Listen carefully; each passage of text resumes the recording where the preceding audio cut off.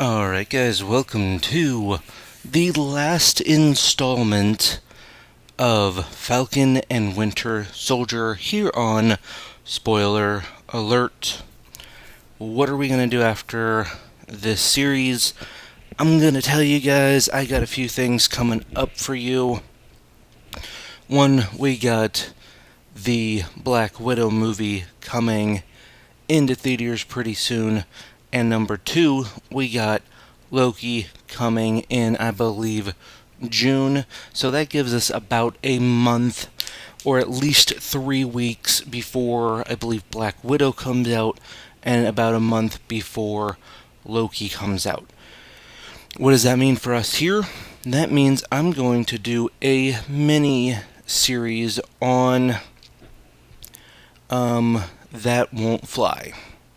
Basically, I'm thinking about doing a few movies that I know would not fly with today's generation.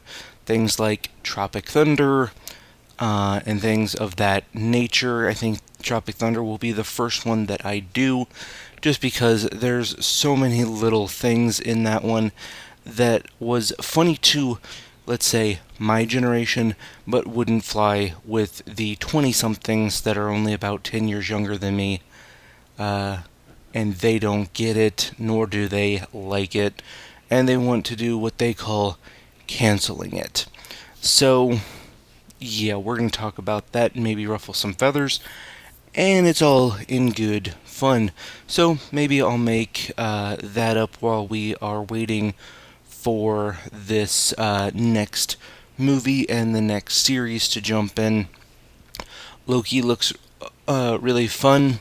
It looks like a time cop type movie where he has to go in and fix a bunch of stuff that someone's screwing up. It might have something to do with the Multiverse of Madness. I am not sure as of right now.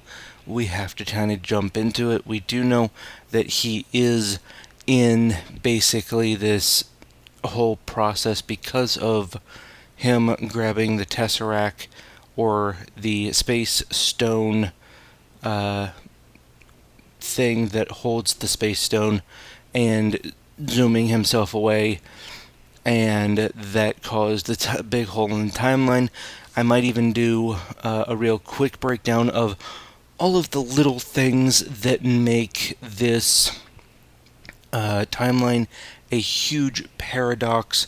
And as you know, paradoxes in the universe, or even in the multiverse, cannot stay the same because it's chaos. Because when you change something, like you see with the Sorceress Supreme, she shows that when you screw up something in the past, something in the future changes, and there's alternate timelines, and things that are not supposed to be changed get very big alternate break-offs.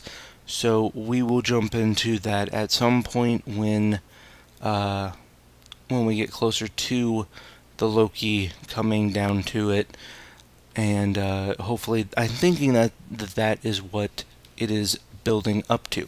So with that being said, let's jump in here and break down this episode.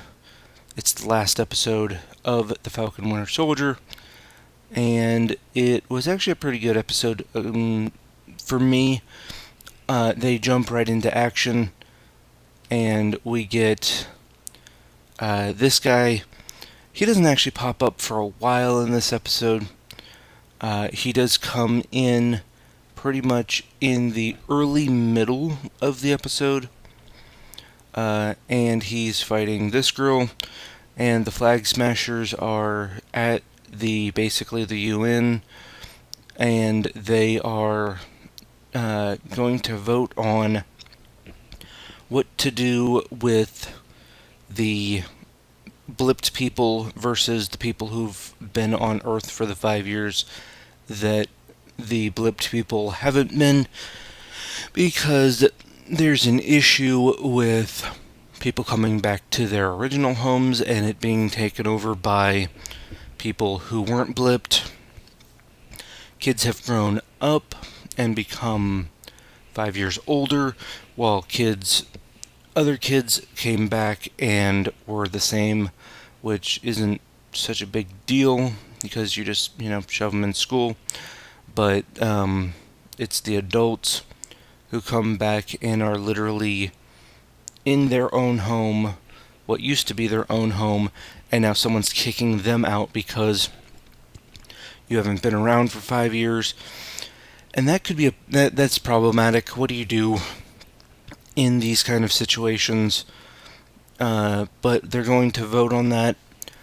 Carly doesn't want them to vote on it, so she decides to take her flag smashing group and stop the vote because they don't want the outcome to be send everyone back to their country of origin, send everyone into these relocation camps, which is more of a military style thing, not really like a refugee thing. As you saw when Captain America was looking for these people, they were basically police, and they came out with guns and stuff, and it wasn't really like a peaceful thing. It was kind of more of them just jumping around and was like, hey, yeah, you guys are going to go over here. We're going to put you in this place until we figure out where to put you in the rest of society, which doesn't make sense.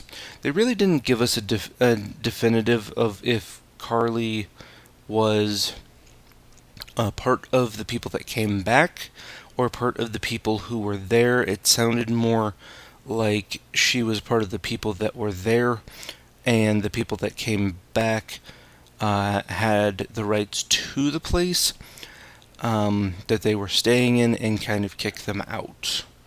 At least that's what I believe I remember. If you guys know something different than what I just said, go ahead and comment below and let me know, because sometimes that just happens. Moving on, of course, Captain and Falcon are trying to fight through all of this stuff. They're doing a good team. Sharon Carter pops up wearing one of those masks that Black Widow was wearing that kind of makes you look like somebody else. They're kind of separate for the most part, doing their own thing. Falcon is jumping around trying to stop Batroc, and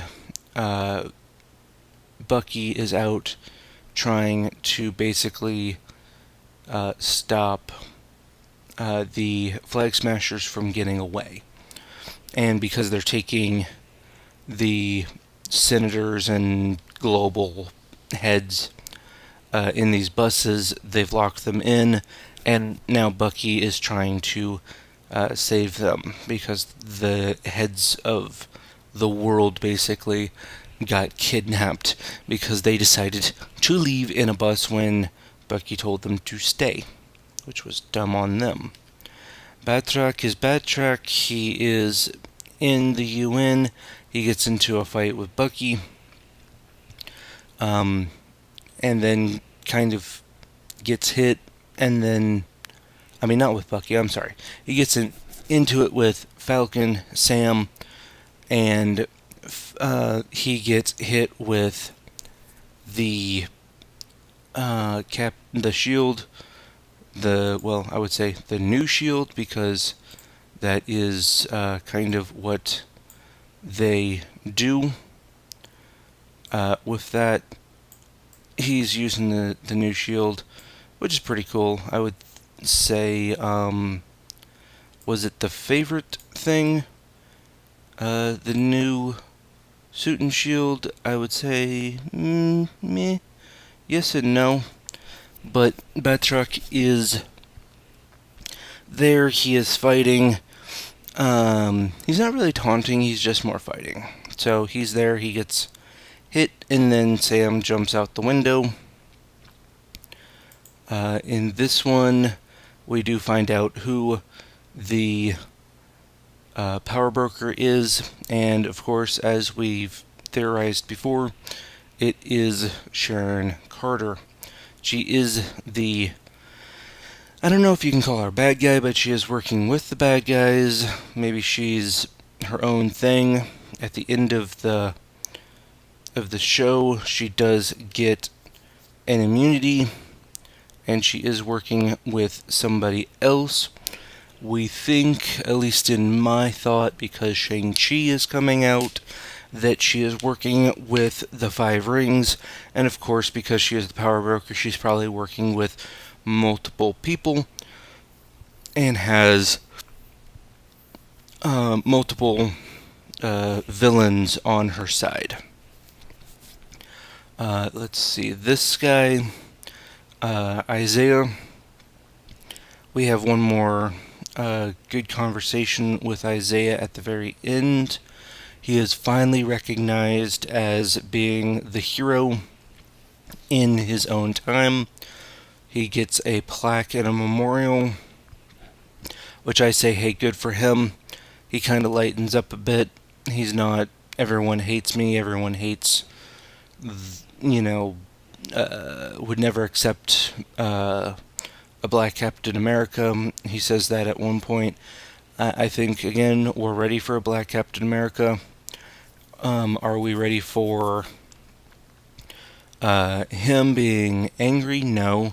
But when you get imprisoned, and this is the thing with Isaiah, I would love to see Isaiah's full story, know what he supposedly did or did not do to get imprisoned when he did, why they were holding his wife, I'm going to assume his wife's letters from her, and what really happened with Isaiah, because it's an interesting story and it would probably give more depth to why he is so jaded.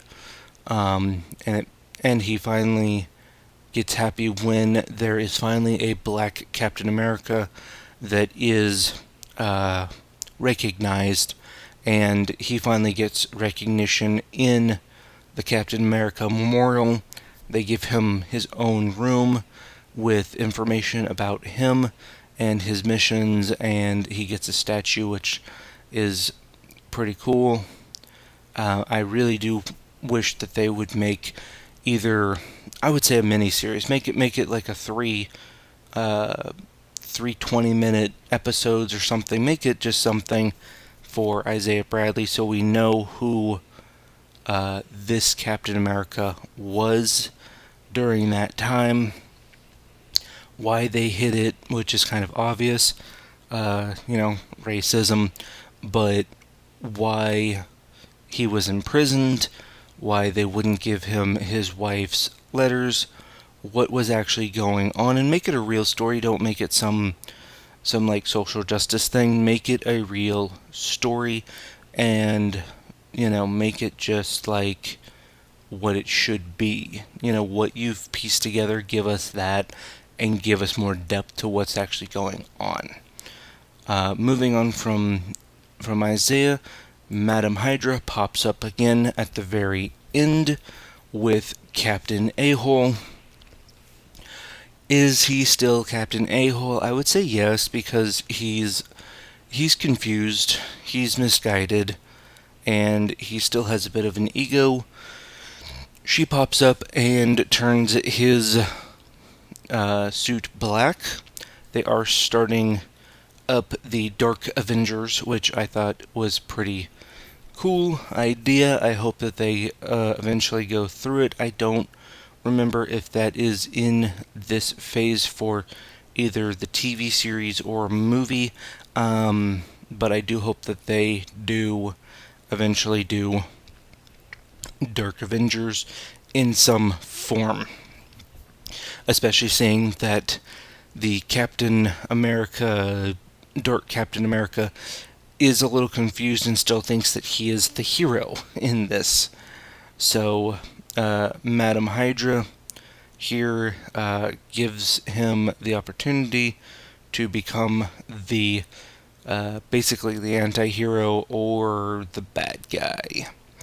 Zemo is hanging out in the raft, And this is the last time that we see Zemo. It might not be the last time that we see Zemo, but it is one that you will not see him again in this series.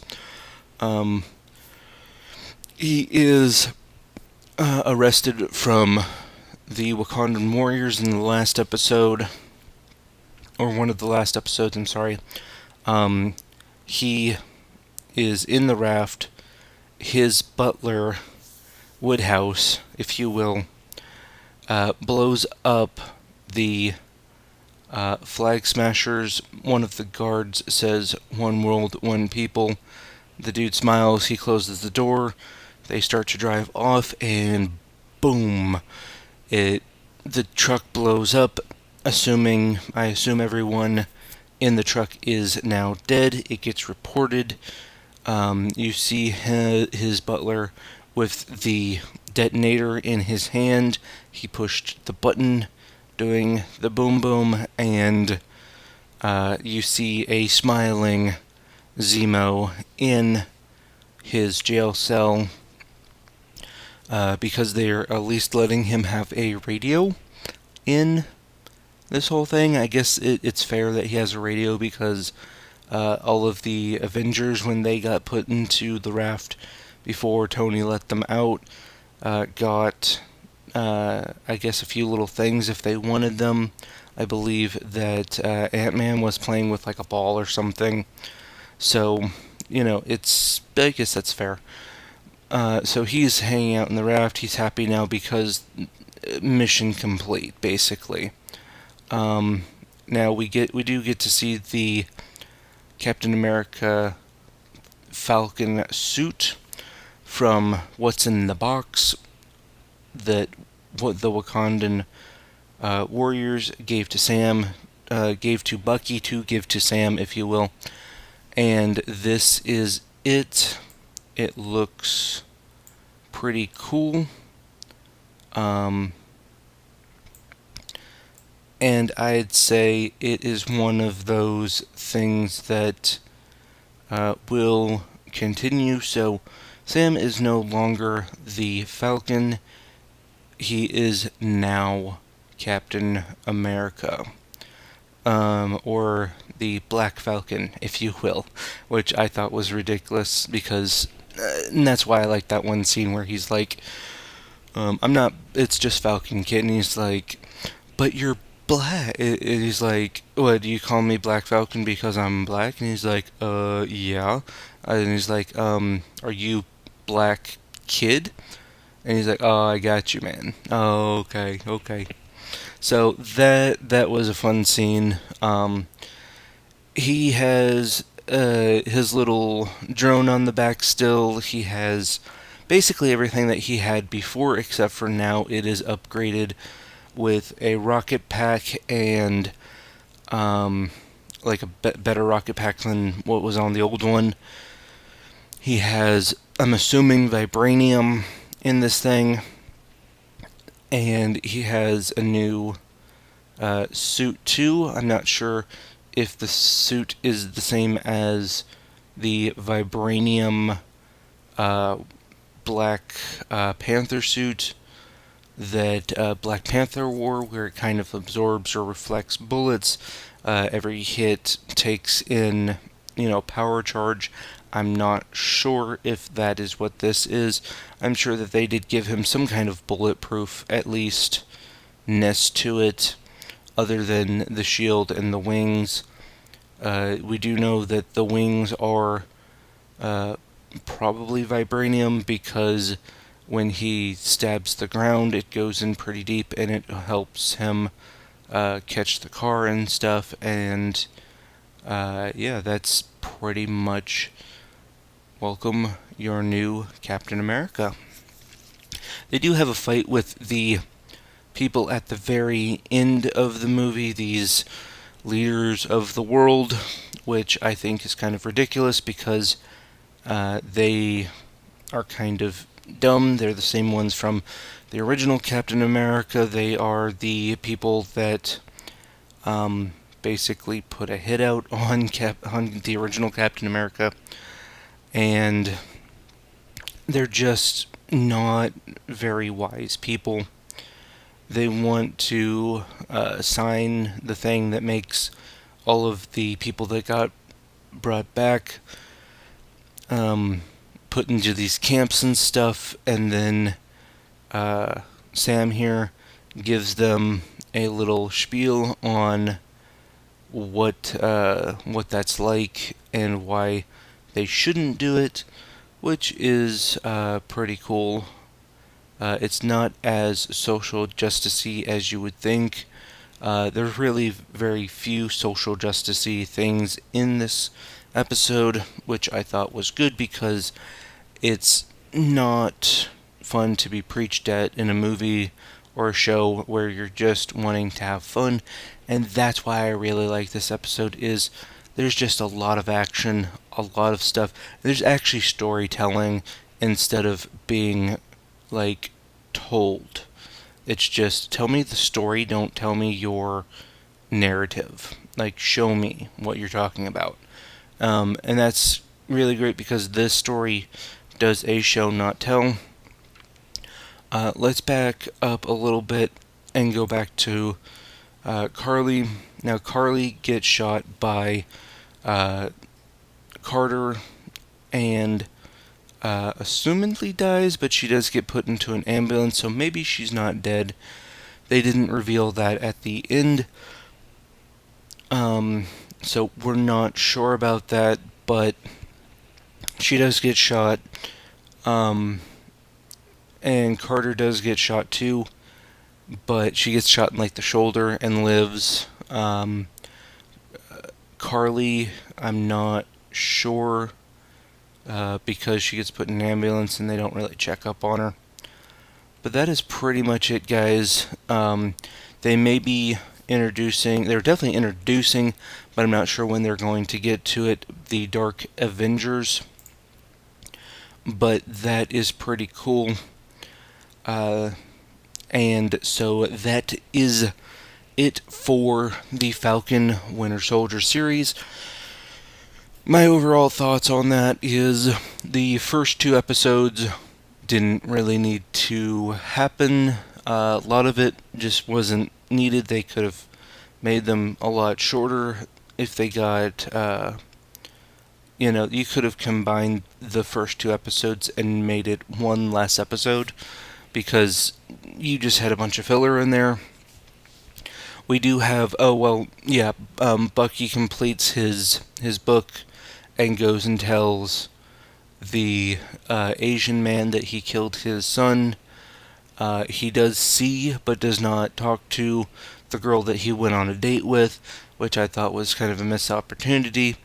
But he does have some closure. He does succeed in making all of the stuff in his book scratched off all the names.